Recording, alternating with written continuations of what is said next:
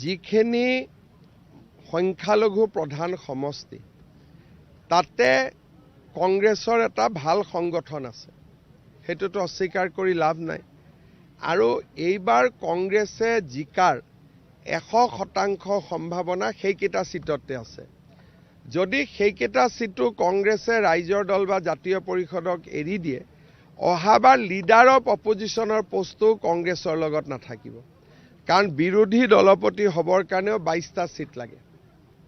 যদি ৰাইজৰ দলক 5টা এৰি দিয়ে, AJPক এটা এৰি দিয়ে, UDFে 2-3টাত জিকিলে, তেতিয়াহ'লে কংগ্ৰেছে নিশ্চিতভাৱে অহাবাৰ বিৰোধী পক্ষৰ দলপতিৰ আসনখনো তেওঁলোকে নাপাব।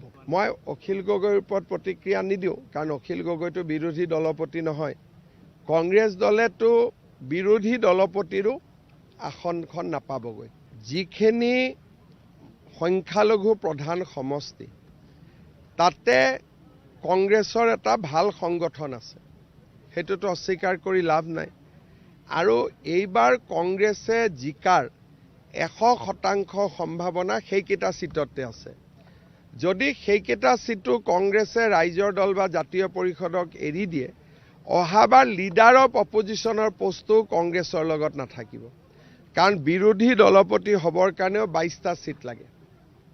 যদি ৰাইজৰ দলক 5টা এৰি দিয়ে, AJPক এটা এৰি দিয়ে, UDFে 2-3টাত জিকিলে, তেতিয়াহ'লে কংগ্ৰেছে নিশ্চিতভাৱে অহাবাৰ বিৰোধী পক্ষৰ দলপতিৰ আসনখনো তেওঁলোকে নাপাব।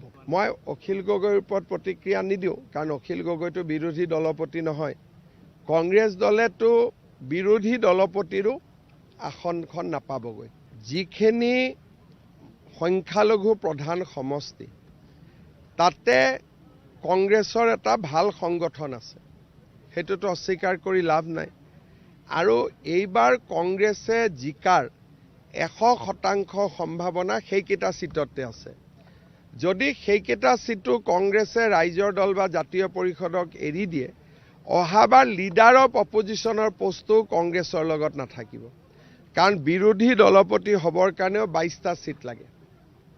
যদি ৰাইজৰ দলক 5টা এৰি দিয়ে, AJPক এটা এৰি দিয়ে, UDFে 2-3টাত জিকিলে, তেতিয়াহ'লে কংগ্ৰেছে নিশ্চিতভাৱে অহাবাৰ বিৰোধী পক্ষৰ দলপতিৰ আসনখনো তেওঁলোকে নাপাব। মই অখিল গগৈৰ ওপৰত প্ৰতিক্ৰিয়া নিদিওঁ, কাৰণ অখিল গগৈটো বিৰোধী দলপতি নহয়। কংগ্ৰেছ দলেতো বিৰোধী দলপতিৰো আসনখন নাপাবগৈ। যিখিনি সংখ্যালঘু প্ৰধান সমষ্টি তাতে কংগ্ৰেছৰ এটা ভাল সংগঠন আছে, সেইটোতো অস্বীকাৰ কৰি লাভ নাই। আৰু এইবাৰ কংগ্ৰেছে জিকাৰ 100% সম্ভাৱনা সেইকেইটা চিটতে আছে। যদি সেইকেইটা চিটো কংগ্ৰেছে ৰাইজৰ দল বা জাতীয় পৰিষদক এৰি দিয়ে, অহাবাৰ লিডাৰ অফ অপজিশ্যনৰ পোষ্টটো কংগ্ৰেছৰ লগত নাথাকিব। কাৰণ বিৰোধী দলপতি হ'বৰ কাৰণেও 22টা চিট লাগে। যদি ৰাইজৰ দলক 5টা এৰি দিয়ে, AJPক এটা এৰি দিয়ে, UDFে 2-3টাত জিকিলে, তেতিয়াহ'লে কংগ্ৰেছে নিশ্চিতভাৱে অহাবাৰ বিৰোধী পক্ষৰ দলপতিৰ আসনখনো তেওঁলোকে নাপাব।